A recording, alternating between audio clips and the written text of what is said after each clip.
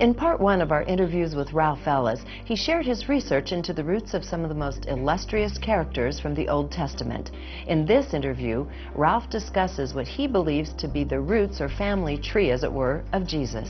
In brief, Ralph's research, based on the books of Josephus, who diaried events he witnessed, along with information contained in the original Torah, suggests Jesus was not only high-born, but mighty.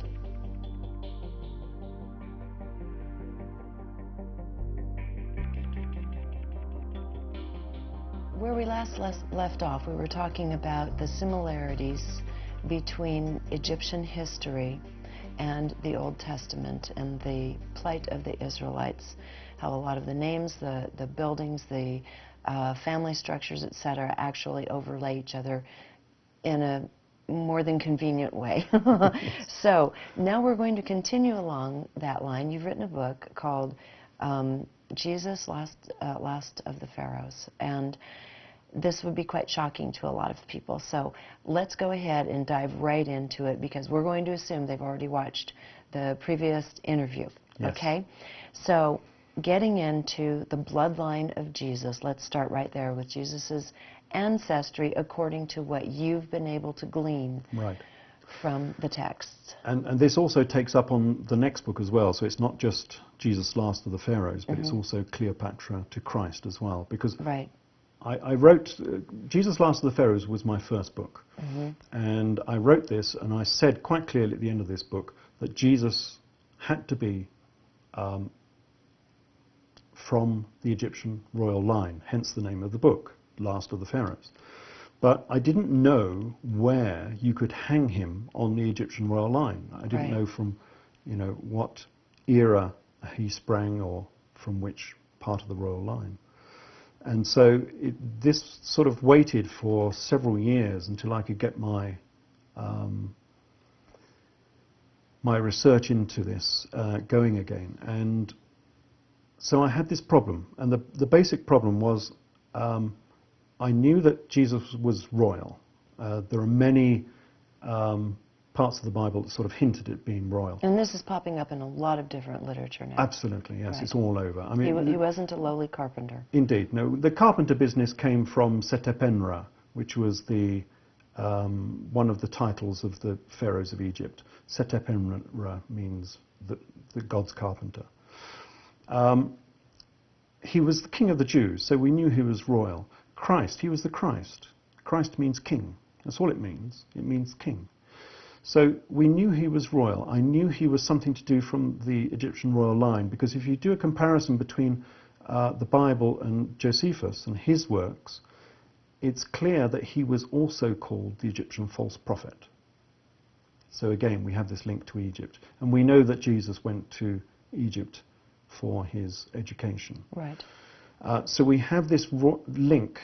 He was royal, and he was also something to do with Egypt. Although in the Bible it would really be interpreted more as a status of his morality and position as God's son, as the king of men. That's rather convenient. So you're saying it's actually quite literal. He was literally a royal. Right.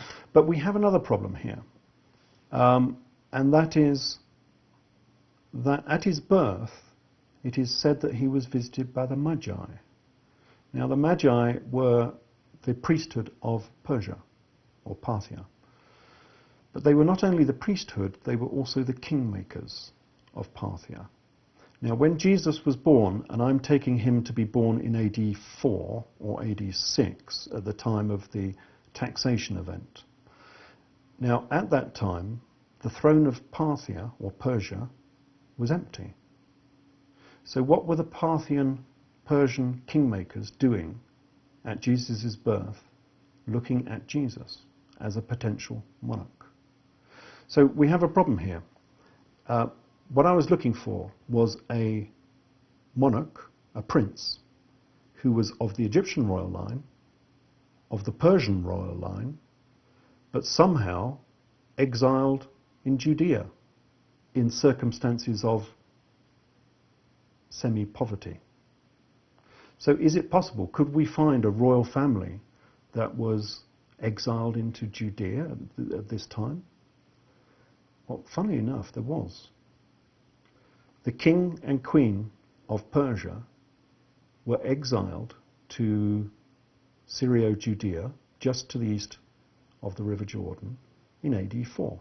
Mm-hmm. So here we have a royal family out of Persia, exiled to Judea, living in a state of poverty in Syrio-Judea.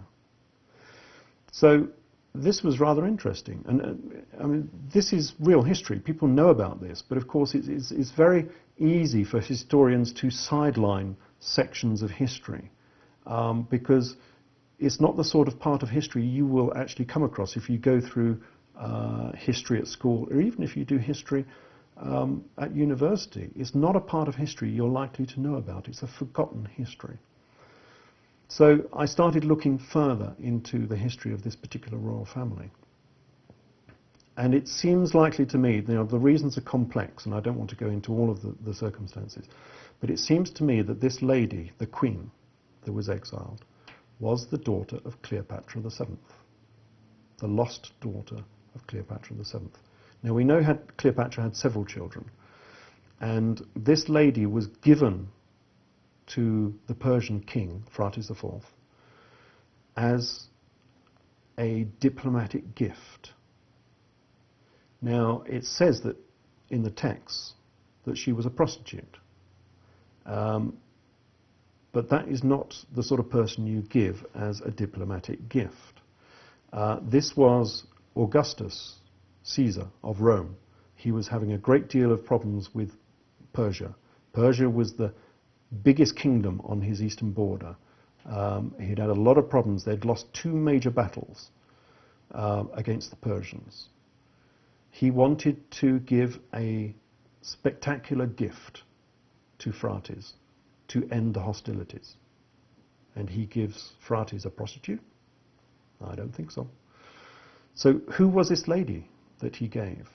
And for many reasons, she just has to be the lost daughter of Cleopatra the Seventh. So now we have all of the elements that I was looking for. This queen was not only queen of Persia, married to Phraates IV, but she was also of the Egyptian royal line. She was the daughter of Cleopatra. And they reigned for a number of years. So she became chief. She didn't just become the wife of this king, she became chief wife. And her son became the Prince of Persia. So again, very strange, this prostitute, she suddenly becomes chief wife of all of Persia. But then they had a problem, which we'll come to maybe a bit later. And she fell foul of the regime, and they were kicked out of Persia. And so off they went with 200 courtiers and 600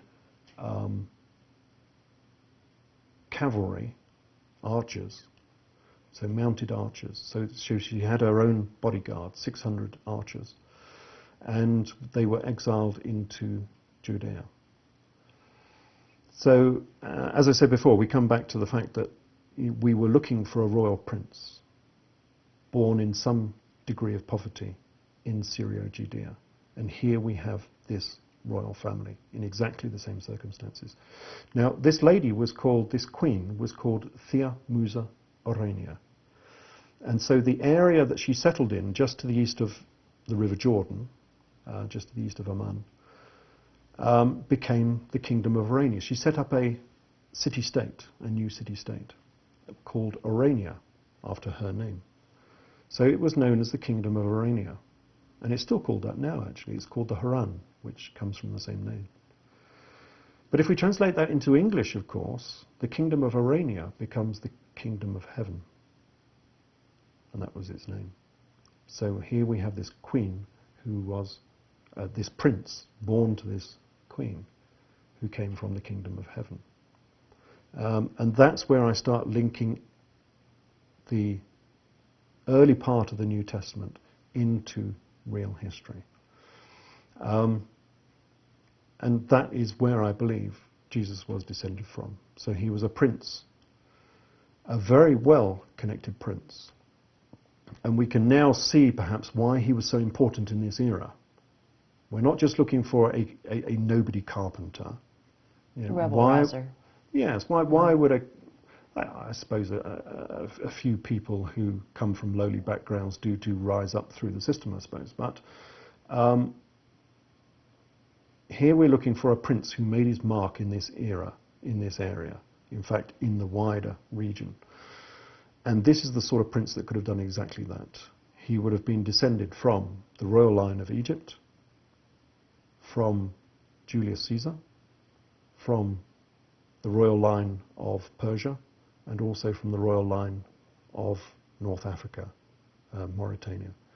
So here was a prince that could have... And this, you have this lineage in your book for people indeed, to be able to... It's a complex lineage, so it's difficult to go through it. And you would have to say the evidence is there. It's beyond circumstantial evidence in your mind, or would you still say it is circumstantial? Some is circumstantial because there are elements that are missing.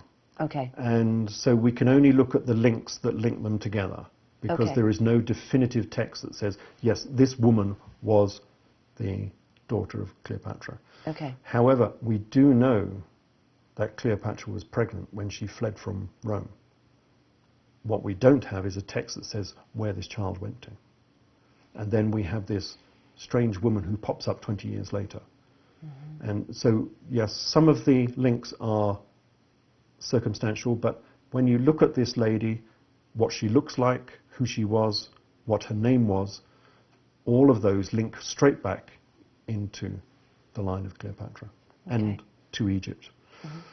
Mm-hmm. Especially her contentious marriage, which even Jesus talks about, and this is one of the links. Can you talk about this a bit? Yes, we're probably jumping ahead of ourselves a little bit here, but one of the reasons why I am convinced that this has to do with Jesus is because he talks of this contentious marriage. It's one of his parables that he talks about. And this was such a strange, unusual event that it would seem inconceivable that he would mention this strange marriage if it was not something to do with his family. And here we come to the reason why he could not be included in the biblical texts. Because, okay, we have this prince, very influential, very well connected. So why don't they admit that? Why can't they say, this is our hero, big prince? Well, there's two main reasons. Firstly, it wasn't his church, as we said before in our previous interview. Right. Christianity was the church of Saul, mm-hmm. Nothing to do with the church of Jesus. Saul wanted this tale about a lowly carpenter, etc., which didn't really fit in with the story of Jesus being a prince. But perhaps more importantly, he also wanted to be head of the church. And after him, obviously, St. Peter. Now, how could he be the head of the church and all the popes later on be the head of the church if we had a royal bloodline that was still living and surely they would, of course, have been the head of the church. So to speak, yes. Mm-hmm. So, you know, the popes, of course, of the Catholic Church are effectively priest-kings. They are kings of the church. But how can they be a priest-king of the church if we have a real bloodline prince still living in that era? So he had to essentially be knocked off of his throne to a lower status. All Saul wanted was an icon. So he had this picture he could hold up. He had this icon. The last thing he wanted was this real prince with real sons and real daughters still living somewhere in the Far East. He couldn't be head of the church if this person was still there. And so they had to be sidelined. They had to be taken out of the picture. Mm-hmm. So that's one of the reasons why this prince was taken out, effectively. The other reason is that the circumstances of this royal family's life did not fit in again with the story he was trying to preach. Saul's story is about an ideal family, the Waltons of the 1st century AD. Unfortunately, the reign of Theomusa Urania was not quite so idyllic. Theomusa herself killed her husband, and she then married her son. And so, and of course, this is one of the reasons I say that she was of the Egyptian royal line, because this was normal practice, of course, for the Egyptian royal line. Right. I mean, when people hear this, we immediately, Yes. start freaking out by today's standards. But in truth, that was common in bloodlines. Yes, and those standards that you're saying, we have this reaction to Incest. Incest, yes, was created by Saul, of course, in a later era. So, yeah, going back into Egypt, especially during the Ptolemaic royal line, the most important thing for the royal family, and of course incest wouldn't have been a normal thing for all Egyptians, of course. We're talking about the royal family royals. here. Mm-hmm. And within the royal family, the most important thing was the maintenance of the bloodline. And how do you do that? Well, you keep it within the family. And so if we go back into Egypt, we find that sibling marriage was very common, almost mandatory. If we look at Akhenaten, for instance, Akhenaten married 2 of his daughters, maybe 3. It's possible that Nefertiti was his sister. I thought she was his half-sister. Yeah, she could have been a half-sister. Yeah. It's very confused in that era, so we're not quite sure, but certainly she would have been a close relative. If you come down into the Ptolemaic era, that's the era of the Greek pharaohs of Egypt. Of course, all of the Greek pharaohs of Egypt married a sibling of some nature. Cleopatra herself married 2 of her brothers. And so this was perfectly normal for the royal family, mandatory even, to maintain the bloodline in its purity.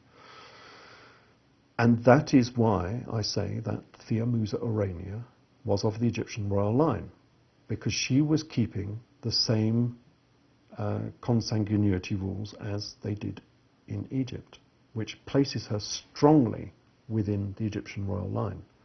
Now, we know this wasn't a Persian custom, because that is the reason they kicked her out of the country. So quite clearly, incest was not a Persian custom. It was Egyptian, and that's why I say she was Egyptian. And so that is the reason she was kicked out of Egypt. Now, this has a big bearing on Saul's I was just going to say, and casting the Egyptians as the root of all evil. Yes. Okay. And the demonization, of course, of incest. Right. How do you eradicate a royal line? Well, you stop them doing their usual customs. Right. And one of the usual customs, of course, of the Egyptian royal line was incest. And if you make incest taboo, you've just ruined the royal family. Well, you look at this as pedigrees of other species. This is always what's done to keep the pedigree. Yes. Right. Indeed. It was a royal pedigree. Right. And it's still actually, and it's my belief, strong belief, that it is still carried out today. However, of course, to maintain the normal rules we have in our society, of course, all the marriages occur within close relatives, cousins. Mm-hmm. But you can still maintain the bloodline, but just by having 2 separate lines and marrying between cousins. Right. So I'm sure it's still carried out to some respects today. So how does this now, going back to the birth of Jesus? Yes. Yes, so, well, we have our prince, and we have all the reasons for the New Testament story, why this prince was important, why he became a leader. And if we go back into the works of Josephus again, he says that at this very time a 4th sect of Judaism was set up. And so I don't think that Jesus was of the Essene sect. I was just going to ask you about that. Yes. There were 3 main sects, the Sadducees, the Pharisees, and the Essene. But there was also a 4th sect. And I think Jesus was of this 4th sect. Because this 4th sect was very, very closely related to this area I'm talking about, to the east of the River Jordan, which was called Bethnia. Bethany. Mm-hmm. Excuse me, and that's probably where we get the biblical Bethany from. And this particular fourth sect maintained its own army, just as Theomusa Urania had her own army. And just as Jesus had his own army as well, and we'll come on to that in a little bit. So I think he was of this fourth sect of Judaism, and it's probably from this fourth sect that the Essenes were a later branch off from them. And the main concern of the fourth sect was taxation, because Theomusa Urania, when she set up her city-state, was given the lands tax-free. And the reason that was done, of course, was because she, with her independent army, could act as a mercenary army for Herod Archelaus. Now, just to set the record straight, you're talking about Mary, the one who would be known as Mary in the Bible? I think it might have been Jesus' grandmother. Okay. I think there was probably another generation. So I think Mary herself was Theomusa Urania's daughter. Daughter, okay. So we're jumping one more generation. Okay, all right. And the daughter of Theomusa Urania was known as Julia Urania. Okay. She virtually had the same name. And that is the generation, I think, of Jesus. So she would have been Jesus' mother. Okay. So I didn't mean to sidetrack you. Yes, no, that's fine. It's a complicated taxation. history. Yes, very complicated, but so I just want to keep a thread going. That's so right. you're talking about taxation. Well, we know that Jesus had a lot of problems with taxations. Mm-hmm. We know, the turning over the tables, etc., in the temple. But also he was accused, one of the main accusations against him was that he consorted with publicans and sinners. Now, publicans has been very badly translated, because the word actually means tax collector. And so one of the main accusations against him was that he was consorting with tax collectors. So we know that one of the main problems that Jesus was having was overtaxation. Mm-hmm. And these people to the east of the River Jordan had this tax-free status. And that tax-free status was causing some friction. And they wanted to end it. And of course they didn't want it ended, because that's how they maintained their own private army. Right. And as I said before, Jesus also had his own army. Now, that might sound a little bit peculiar, but in order to find out these historical details about Jesus, we need to be able to find further texts, because the Bible doesn't give the full story. And surprisingly enough, there are other texts about Jesus. It's just that they are totally ignored. Where do we find these texts? Within the books of Josephus. Now, in order to clarify this, we need to know who Josephus was. Josephus was the army commander in command of Galilee, and he later became the primary historian of this era. And he wrote his own Old Testament and his own New Testament, effectively. So we have the complete history of Judea from Josephus. But who was he? Or rather, perhaps I should turn this around. Who was Saul? Here we have, Saul, we were talking about before, who was the founder of Christianity. He was the most important person, perhaps, in the last 2,000 years. And they've lost him. How do you lose all these important people from the historical record? I didn't believe that was true. It can't be true that we lose so many people. So I started to look for Saul within the historical record. And I suddenly found there were about 24 points of commonality between the life of Saul and the life of Josephus. And so I came to the conclusion in the end that Saul was Josephus, because they had the same goals, they had everything in common. They both wrote histories of the New Testament, of that era. But this is interesting because... Yeah, wouldn't that make it slightly skewed if you say there was a specific agenda with Saul? Well, there was. He very much had his own agenda, right. Of course, and so did... So you're saying Josephus's agenda lines up with Absolutely. Saul's? Okay. Completely. They were both traitors to the system, effectively. They both changed sides twice. So Saul tried to join the Church of Jesus and then was kicked out or whatever and went off on his own. You know, he had his flash of inspiration on the road to Damascus, because Saul was persecuting the Church of Jesus and James, of course. And it doesn't mention how within the Bible.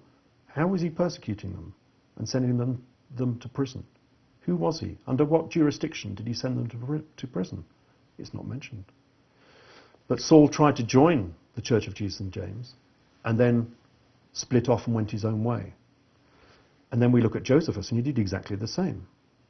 Josephus was the army commander in command of Galilee. And his main opponent that he was chasing around Galilee was Jesus. Mm-hmm. I see. Now, conventional historians will say, oh, it's a different Jesus.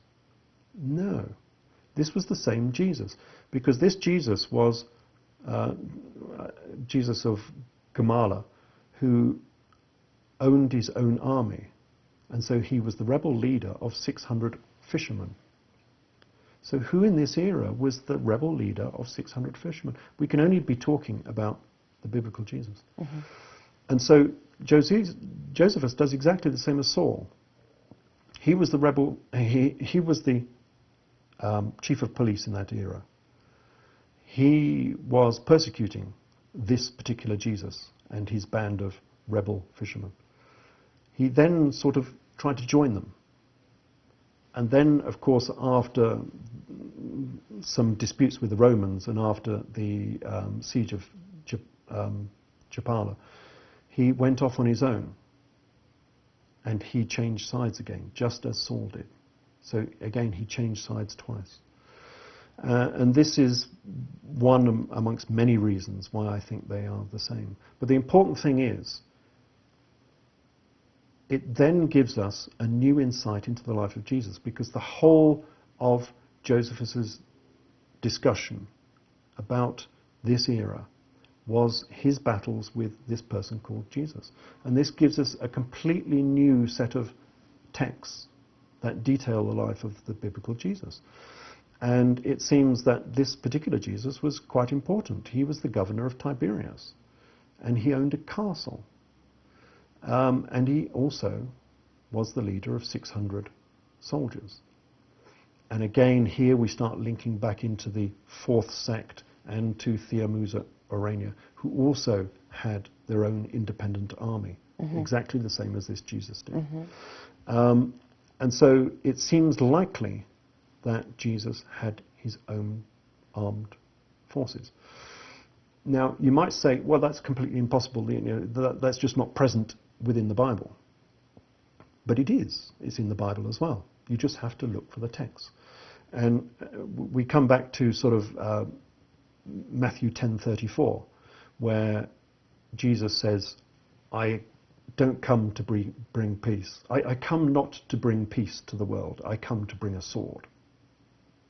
That's what he said. And then we have the event on the Mount of Olives, which is a curious affair, because we have Jesus and his disciples on the Mount of Olives at night, and they are surprised by the Roman guard.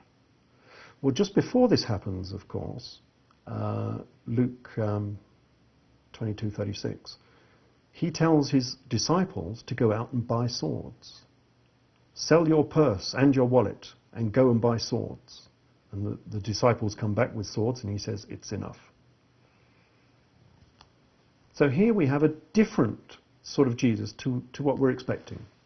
It's not a Jesus that is preached from the pulpit. You know, we don't get these verses from the pulpit. This is a revolutionary Jesus. And of course, that's what Jesus the Galilean means. You know, we say Jesus of Galilee. Well, what does Galilee mean? It means a circle, a revolutionary. So here we have this event on the night of on the Mount of Olives at night, where they're surprised by the Roman guard, and they're surprised by not just one or two Romans that come up. They're surprised by a spira, a cohort, 600 fully armed centurions.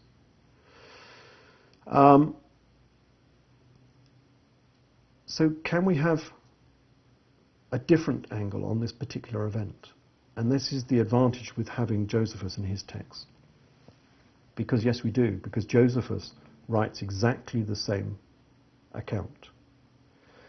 The only difference is that Josephus says there were 30,000 armed people on the Mount of Olives. And the intent was to take Jerusalem by force. And of course the leader of this was the Egyptian false prophet, Jesus himself. And so it's clear from these different texts that we're talking about a rebel leader, a man of influence, a man with a great number of followers who was interested in the secular politics of that era. Although within Judaism, of course, you cannot separate politics and religion. It's identical. But here we have a rebel leader who was going to take Jerusalem by force. But they were foiled, of course, because the Roman guard, in both versions, the Roman guard comes out and they are scattered. And that's the end of the bid to take Jerusalem. And so here we have a completely different perspective on the events of the New Testament. So we go now into his life, and many books are coming out about Jesus' life as a husband and a father. And dare we go into this area now? Yes, of course. So why don't we go from there? Okay, well, yes, I suppose the main thing that's come up recently is the Da Vinci Code, and was Jesus married? Well, you know, the Da Vinci Code has actually just put this into the public perspective. But it's been around for, obviously, for years, this question as to whether he married Mary Magdalene or not. And it seems quite clear to me that he did. They made a big fuss about Leonardo da Vinci in his Last Supper scene, of course, and said, you know, that this is a woman on the right-hand side. And lots of people will stand up and say, no, it's not possible. Especially people from the religious authorities say it's not possible. Well, strangely enough, that is not an unusual depiction. There are many Last Supper scenes, of course, you know, that have been painted around the world. And if you go around the stately homes of Britain, you'll find quite a few Last Supper scenes with a woman on the right-hand side of Jesus, and quite clearly they are women. But I was surprised, because I was doing some research on a different topic entirely in Ireland, and I went out to a cathedral just north of Dublin, and there was a Last Supper scene there as well. This was a marble one. It's quite well done, actually, in white marble. And quite clearly, the disciple on the right-hand side of Jesus was a woman. But this is a Catholic cathedral in the middle of Catholic Ireland. And still, the disciple on the right-hand side of Jesus was a woman. And I did a little piece for the local newspaper and said it's a woman. And of course the custodians of the church, of the cathedral, said, oh no, it's clearly not. But everyone that, and I'm sure you can show a little depiction of it as a part of this talk, quite clearly everyone I've spoken to have said, yeah, it's a woman, it can't be anything else. So here we have these secrets that have been withheld from the laity, are clearly held even within the Catholic Church. They know that Mary Magdalene was an important part, the most important disciple within the disciples. And I go into a great deal of detail about who she was, what she was, and how her history links back all the way back to the Macatamas of the United Monarchy. That there were these important women who played out important roles within within their theology. They were known as the God's wife, and you will find a lot of the reasoning behind what Mary Magdalene was doing in the title of God's wife. It comes back from Egypt again, because within Egypt, without going too much into detail, God needed a consort. And the original god Atum did not have a consort. There was no goddess equivalent. And so he needed a consort. And so the position of God's wife was invented. And so we had this mortal wife of the god. And this tradition has gone all the way through the Egyptian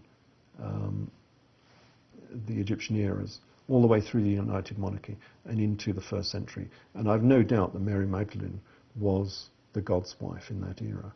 And the names match up and many things match up. And so she was Mary Magdalene, Mary of the Tower. Magdalene means tower. And the original tower this referred to was probably something to do with the pyramids. So she was Mary of the Tower. She was the equivalent of Isis.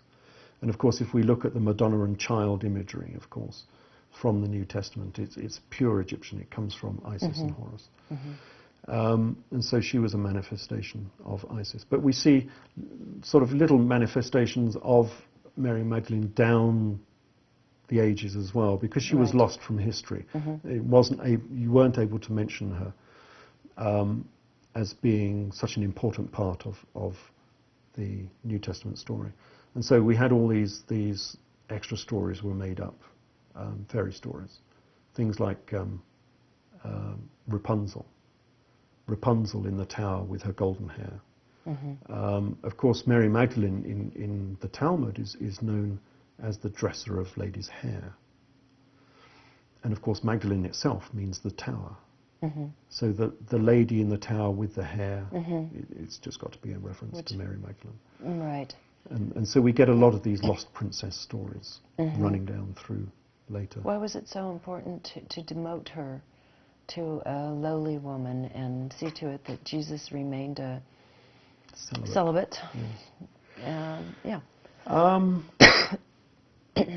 It has to be the destruction of the royal family. As I said previously, Saul set up Christianity. It had nothing to do with the Church of Jesus and James. He could not be the leader of that church if there was a royal family running alongside him, who were still existent, still had sons and daughters. So she, in essence, had to be demoted, and he had to be written out of the script. Yeah, the whole of that royal family had to be destroyed. Otherwise, the popes could not be the popes. So we go to... And so they had to be destroyed. So we go to the crucifixion. Yeah. So the crucifixion. So was Jesus crucified? Well, possibly. But I don't think he was crucified in AD 30, because all of these events that we've been talking about, the links with Josephus, the being persecuted within Galilee and so on, all of that happened in about AD 60, 65. And when would Mary have come into the picture? Had he married her and had children with her? Well, they could have married and had children anywhere along at the way, any time. So, so we're probably talking something around AD 20, 25, 30 or something for their particular marriage. So they could have had old children by this time. Right. So all of these events we've been talking about didn't occur back in AD 30. All of these events happened in about AD 65. So Jesus would have been much older at this point. He would have been around 60 years old, and Josephus would have been much younger, around 30. So the crucifixion, if it happened, did not happen in AD 30. But of course, as we go down the years and come through AD 65, AD 70, of course, then we enter the most traumatic era in Judaic history. And this was the destruction of the Temple of Jerusalem. So there was a civil war going on. And this is part of the reason for the story about the Mount of Olives and why there would have been 30,000 soldiers on the Mount of Olives, going to take Jerusalem by storm, etc. Why was that happening? Well, there was a civil war going on. And what I'm saying, of course, is that Jesus was one of those elements within that civil war. And this is a real civil war from history, of course. But this civil war, of course, started to involve the Romans, because effectively this was supposed to be Roman territory, and the last thing the Romans wanted was this major dispute going on their eastern borders, because they were afraid of Persia, of course. And so Vespasian, the army commander, was sent to restore order in the area, of course. And so he went all around Galilee and destroyed all the cities there, etc., and regained control of Galilee. And then, of course, they marched on Jerusalem itself. And so then we have this major event, the siege of Jerusalem. And of course, at the end of the siege of Jerusalem, of course, the Jews lose, of course. Jerusalem is destroyed. The people are either killed during this assault, or they're taken off as slaves. Or scattered about in one way or another. Or scattered, yes, on a huge exodus again. So all of the Jewish population are thrown out of Israel. And hence all this problem we have today, of course, with the Zionists wanting to go back into Israel. All of this occurred because the Roman army dispersed all of the Jews out of Israel. But at the last moment, of course, and Josephus, this person we've been talking about, Saul Josephus, was a major component within this war. He was now working for the Romans. He had given up on the Jews and working for Jesus, and he was now working for Vespasian as propaganda minister. Lord Haw, if anyone knows their World War II history, we had the same sort of event during World War II. So effectively, he was a traitor as far as the Jews were concerned. He was working for the wrong side. But, of course, when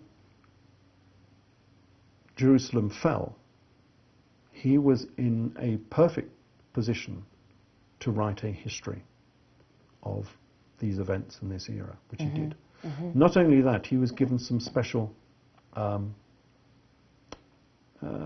thank you presents by Vespasian and Titus, the army commanders of Rome. He was given lands in Judea. He was given a wife. He was given all of the scrolls from the Temple of Jerusalem. And this is why I depend so much on his texts. Not only his New Testament texts, but his Old Testament texts as well, because he had the original Torah from the Temple of Jerusalem. So his Torah, his Old Testament, is far more ancient and far more authoritative than any Torah we have extant today. And this is why I tend to rely on his text very much. But he was given one other special present.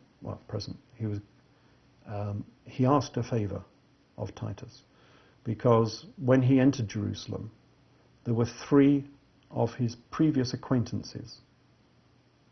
Remember, now he's on the wrong side. He's on the Roman side. So these acquaintances would have been the rebels in Jerusalem. And so he saw 3 acquaintances on crosses being crucified in the remains of Jerusalem. And he asked a special favor for them to be taken down. And they were taken down. And only one survived. So here we have a story about 3 people being on a cross who were associates or previous friends of Josephus. Only one of them survives. And the person who takes them down from the cross, of course, was called Joseph. And here I think we probably see a link into biblical history, because, of course, the person who took Jesus down from the cross was called Joseph of Arimathea. Right. And it seems to be an incredibly similar story that I think it is most probably linked. But, of course, we're just looking at a different era. This didn't happen in AD 30 or 33. This business with Jesus' resurrection in AD 30-33 was a simple Masonic third-degree raising. 33rd degree, yeah. It's the third-degree raising. Yeah. Same as any Mason would go through today, where they symbolically die and they are raised from the dead. Right. So, yes, these events were not from that era. These were from AD 70, destruction of Jerusalem. a major event which is strangely absent from the New Testament. Very strangely absent. Why is it missing? This was the most upsetting event in the whole of Judaic history, and yet it's not there. Why? Well, I think it's been sort of slipped in a slightly different era. And if you want to look at the true story of the New Testament, you have to go to the Jewish War, which was a book written by Josephus. And it follows the same sort of chronology, the same people, the same events. But it's just taken from a secular viewpoint instead of a religious viewpoint. So we've got these two books were written. One was a religious book of this era and the events, and one was a secular one. One was written for his new church, the Church of Saul, and the other was written for the Romans, because the Romans wanted a history of this era. And so he wrote two books. One was secular, one was religious. And they went to different people. And so the one of the three that survived may have been Jesus. May have been Jesus. But remember, of course, this Jesus in this era would have been 65 years old, of course. He already had children. He already had his family, We the don't bloodline. need him to survive in order to maintain the bloodline. We know that he had children. At least we can be as fairly sure as we can. Right. There's an interesting confrontation between Saul and someone called Jesus on his travels. And he has this violent argument with this guy and ends up blinding him. Why did he have an argument with this guy? Why was he so upset? Well, his name was Jesus, of course. And the last thing Saul wanted on his travels around the Mediterranean was someone called Jesus, a son of Jesus, he was called Ben Jesus, saying that what you're saying is rubbish. And this is effectively what this guy was saying. Don't believe it. You know, what Saul is telling you is rubbish. It didn't happen that way. That's why he had an argument with this particular person. And this particular person was called Ben Jesus, son of Jesus. Son of Jesus. Yeah. So I'm pretty sure that he did have sons and daughters. And so some of them, of course, would have escaped, either prior to the destruction of Jerusalem or after. And they would have gone off, maybe to the south of France. And hence we have all these stories of Mary Magdalene in the south of France. Right. Wow, what a journey. Yes, what a journey. So I think we're going to wrap it up there. And again, I will highly encourage any of you viewing this to purchase a copy of the books and dig in. It's fascinating, fascinating research. And certainly we're in a time where, in my opinion, everything is up for review. Indeed, it is. Thank you. Thank you. I hope you've enjoyed this interview. As I've said before, everything is up for review as new information begins surfacing as to our histories and religions. If you want to continue along this thread, you may also enjoy my interview with Acharya S. Until next time, thanks for watching.